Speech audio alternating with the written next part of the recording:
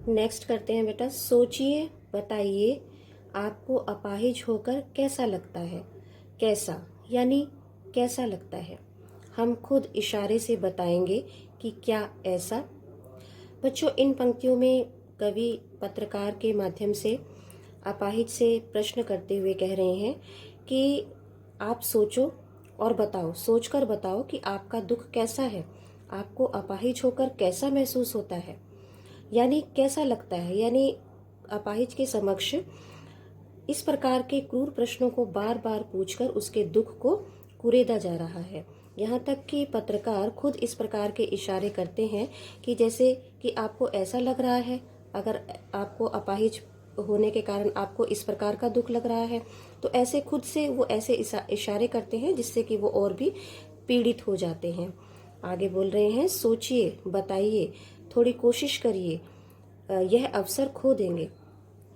पत्रकार अपाहिज व्यक्ति को, एक असहाय व्यक्ति को बार बार सोचने पर मजबूर कर रहे हैं, बार बार उन्हें उकसा रहे हैं कि थोड़ा और कोशिश करो, हिम्मत बांधो और अपने दुख को लोगों तक पहुंचाओ, क्योंकि इस समय आप कैमरे पर हो और आप ये अवसर खो देंगे कि आप अपनी पीड़ा लोगों तक नहीं पहुंचा पाएंगे अगर आप इस समय अपने दुख को व्यक्त नहीं करोगे। आप जानते हैं कि कार्यक्रम रोचक बनाने के वास्ते हम पूछ पूछ कर उसको रुला देंगे। इन पंक्तियों में पत्रकारों के माध्यम से कवि कह रहे हैं कि ऐसे दयनीय प्रश्नों को बार बार पूछकर हम कार्यक्रम को बहुत ज़्यादा रोचक बनाने की कोशिश करते हैं, जिससे हम दर्शकों और ऐसे असहाय व्यक्तियों के बीच आपस में कारुणिक एक ऐसा संबंध स्थापित करते हैं, करुणा का संबंध स्थापित करते हैं, जिससे कि हमारा प्रोग्राम, हमारा कार्यक्रम पब्लिसिटी या प्रसिद्धि प्राप्त करता है। हम पूछ पूछ कर उसको रुला देंगे, इंतज़ार करते हैं, आप भी उसके रो पड़ने का करते हैं। यहाँ दर्शकों से भी कुछ प्रश्न किया गया है कि आपको भी लगता है कि जब आप ऐसा भावुक दृश्य देख रहे होते हैं तो आपका ये प्रश्न आपके मन में आता है कि अब ये रो पड़ेगा, अब ये अपने दुख को बयां करेगा। तो ऐसे ही हम उनसे बार बार इस प्रश्न को पूछकर उन्हें उनकी ऐसी स्थिति कर देंगे कि वो रो पड़े और उनकी आंखों से आंसू छलके और वो अपने मुंह से कुछ शब्द अपने दुख के प्रति प्रकट करें। आगे देखते हैं बेटा। आगे कवि कह रहे हैं कि फिर हम पर्दे पर दिखलाएंगे फूली हुई आंख की एक बड़ी तस्वीर, बहुत बड़ी तस्वीर, और उसके होठों पर एक कसमसाहट भी। यानी जब बार बार इस प्रकार के प्रश्न अपाहिज और असहाय व्यक्ति को पूछे जाएंगे उसके दुख को कुरेदने के लिए, तो उससे क्या होगा कि वह भावुक होकर रो पड़ेगा और उसकी आंखें जैसे रोने से सूज जाती हैं, बड़ी बड़ी आंखें। तो यहाँ पर पत्रकार कहते हैं कि हम ऐसे व्यक्ति की, ऐसे असहाय व्यक्ति की दुख के कारण रोते हुए सूजी हुई बड़ी बड़ी आंखें, उनकी तस्वीर हम आपको दिखाएंगे, दर्शकों को कहते हैं संबोधित करते हुए। और उसके होठों पर एक कसमसाहट भी, यानी कसमसाहट यानी कुछ बोलने की इच्छा, कि उसके होठ जिससे कि वो अपना दुख व्यक्त करने की कोशिश कर रहा हो, ऐसी पीड़ा जो उसके होठों से बयां हो रही है कि वो कुछ कहना चाह रहा है अपने दुख के प्रति। आशा है आप उसे उसकी अपंगता की पीड़ा मानेंगे।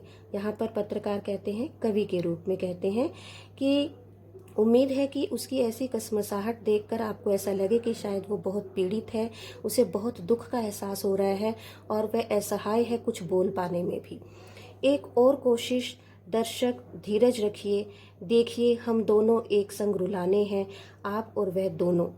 यहाँ पर हम दोनों को कहा गया है, दर्शकों को और उस असहाय व्यक्ति को जिससे वो लगातार प्रश्न पूछ रहे हैं और उसके दुख की रग को छेड़ रहे हैं। तो यहाँ पर वो कहते हैं कि एक और कोशिश करते हैं हम, और दर्शकों आप लोग धीरज रखिए और आप देखेंगे अब कि किस प्रकार से इस व्यक्ति का दुख और आप की करुणा इसके साथ कैसे जुड़ती है। वास्तव में कवि यहाँ पर एक अपंग व्यक्ति के बड़े बड़े चित्र और प्रतिमाएं दिखाकर मीडिया कर्मियों की असंवेदनशीलता को दर्शाता है। तो कवि कहते हैं कि किस प्रकार से वो दर्शकों को और उस अपाहिज व्यक्ति को, दोनों को एक साथ जोड़ते हैं। यानी दोनों ही उस समय ऐसी स्थिति में आ जाते हैं कि जिस समय कि उनकी पब्लिसिटी बढ़ जाती है। लोग ज़्यादा से ज़्यादा इस प्रकार के दृश्यों को देखना पसंद करते हैं कि देखें अब क्या होगा, यह व्यक्ति कुछ बोलेगा, इसके होठों की कसमसाहट, क्या यह अपने दुख को व्यक्त करेगा। तो इस प्रकार बस करो, नहीं हुआ रहने दो, कैमरा बस करो, नहीं हुआ रहने दो, पर्दे पर वक्त की कीमत है। यहाँ पर वक्त की कीमत को दर्शाते हुए पत्रकार कहते हैं कि रहने दो और जल्दी अगर कुछ कहना है तो बोलो, क्योंकि समय जो है वो व्यतीत होता जा रहा है। अपनी बात को लोगों के समक्ष जल्दी से रखो। अब मुस्कुराएंगे हम। अंत में जब वह अपनी इस वीडियो को ख़त्म करते हैं या अपने इस प्रसारण को ख़त्म करने जा रहे होते हैं तो वो थोड़ा सा मुस्कुराते हैं और मुस्कुराकर क्या बोलते हैं, आप देख रहे थे सामाजिक उद्देश्य से युक्त कार्यक्रम, बस थोड़ी ही कसर रह गई, धन्यवाद। इसमें वो बताते हैं कि आप जो कार्यक्रम इस समय देख रहे थे, जिसका प्रसारण आप देख रहे थे, वो सामाजिक उद्देश्य से युक्त कार्यक्रम था, जिसमें एक अपाहिज व्यक्ति की असहाय पीड़ा को व्यक्त किया गया था। किंतु यहाँ पर हम ये कह सकते हैं कि कवि ने हमें यह बताने का प्रयास किया है कि किस प्रकार से व्यावसायिक सफलता और लोकप्रियता पाने के कारण कुछ व्यक्ति जो संवेदनहीन व्यक्ति होते हैं, जिनके अंदर कोई संवेदना या कोई भाव नहीं होता दूसरे की पीड़ा के प्रति, तो वो इस प्रकार का लाभ उठाने की कोशिश करते हैं। और कविता के माध्यम से कवि हम सबको प्रेरित करते हैं कि मनुष्य के अंदर संवेदनशीलता का होना अनिवार्य है, ताकि हर उस व्यक्ति के दुख को समझा जाए जिसकी पीड़ा अथाह है और जो अपनी पीड़ा में स्वयं ही इतना असहाय है, और उसको हम किसी भी प्रकार से और अधिक कष्ट ना पहुंचाएं। Thank you.